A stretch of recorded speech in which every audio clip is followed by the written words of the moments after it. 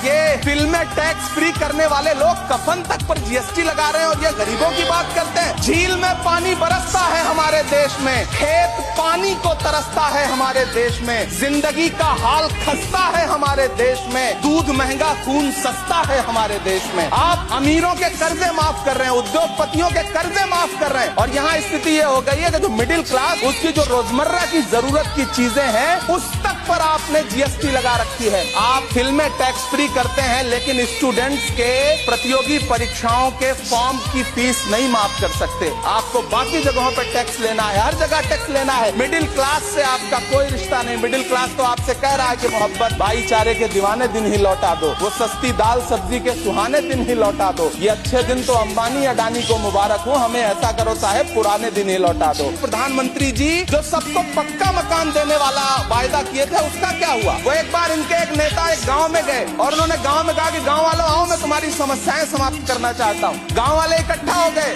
नेताजी ने गांव वालों से कहा बताओ तुम्हारी दो समस्याएं बताओ, मैं दोनों समस्याओं का यहीं पे समाधान करूंगा। तो गांव वालों ने कहा साहब हमारी पहली समस्या है कि हमारे यहाँ कोई हॉस्पिटल नहीं है। तो नेताजी ने मोबाइल निकाला, कहीं फोन मिलाया और मिला के फोन पे पता नहीं क्या कुछ कहा कि यहाँ गाँव में हॉस्पिटल नहीं है, हॉस्पिटल तुरंत यहाँ हॉस्पिटल चाहिए। गाँव वाले खुश हो गए कि 1 मिनट में यहाँ हॉस्पिटल आ रहा है। अगली समस्या के बारे में उन्होंने नेताजी ने गांव वालों से कहा कि मैंने आपकी पहली समस्या समाप्त कर दी, दूसरी समस्या बताओ। तो गांव वालों ने कहा साहब इस गांव में कोई भी मोबाइल का नेटवर्क ही नहीं है। ये है इनके काम करने का तरीका, ये है झूठ बोलने का तरीका।